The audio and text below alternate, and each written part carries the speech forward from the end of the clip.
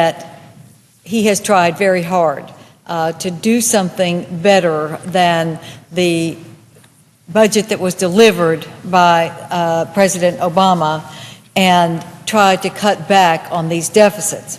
And in fact, they have cut back on the deficits. But they've only cut back on the deficits because they made a 5-year bill instead of a 10-year bill.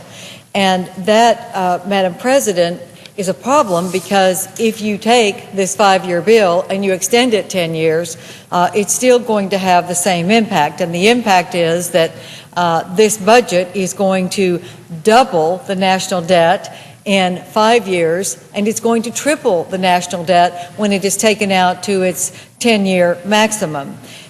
In fact, Madam President, I'm hoping that we can do some amending on this bill, and I'm hoping that there will be enough time for us to talk about the principles that are in this bill, because this is going to set our country on a course the likes of which we really haven't seen since World War II.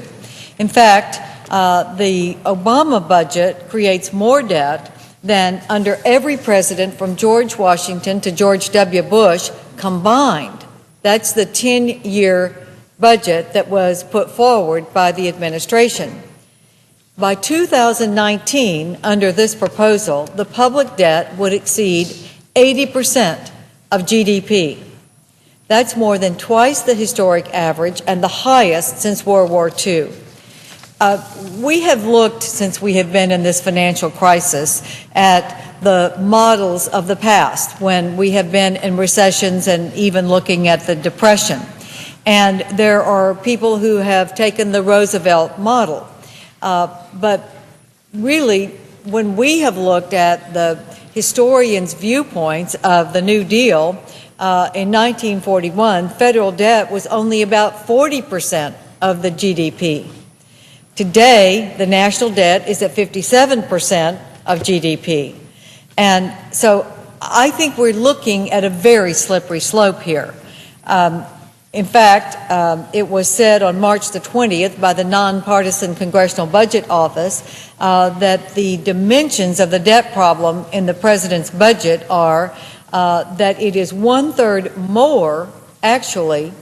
It would add $9.3 trillion, about $1 trillion every year. It's 1/3 more than the Obama administration had estimated when it sent the budget over. So I think we need to look at some of the bipartisan, nonpartisan economists and organizations that are looking at this budget, and I hope we can have a reality check here because we are getting ready to take a step that is continuing what has happened here in the last 2 months. We passed a $1 trillion stimulus package and then a $1 trillion omnibus appropriations bill within a 2-week period, and now we're looking at a $1 trillion deficit adding to the debt every single year. On Sunday, March the 29th, David Broder said in his column, "The Democratic Congress is about to perform a cover-up on the most serious threat to America's economic future. The real threat is the monstrous debt resulting from the slump in revenue and the staggering sums being committed by Washington to rescuing embattled banks and homeowners and the absence of any serious strategy for paying it back. In 10 years, the president's budget will spend more on interest payments than on education, energy, and transportation combined. Under the president's budget, the debt per household for FY 2010 would be $78,000. Every household in America would have a debt of $78,000. This ever-growing national debt is going to require larger annual interest payments, with much of that money going overseas, as we know, because foreign entities own 25% of our public debt. The Chinese government already owns about $1 trillion in U.S. debt. So what is going to be their answer when they see this debt continuing to go up?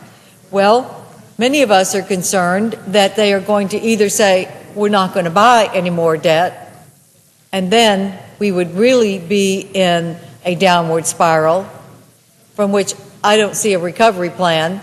Or they would say the risk is greater and therefore we're going to charge a higher interest rate. And what is that going to do in these very fragile economic times? Madam President, I appreciate the time that has been given by the majority. There will be amendments offered and there will be substitutes. I hope that we can have some bipartisanship so that we could have a budget that maybe all of us would agree is the right path for the future. Thank you, Madam President, and I yield the floor.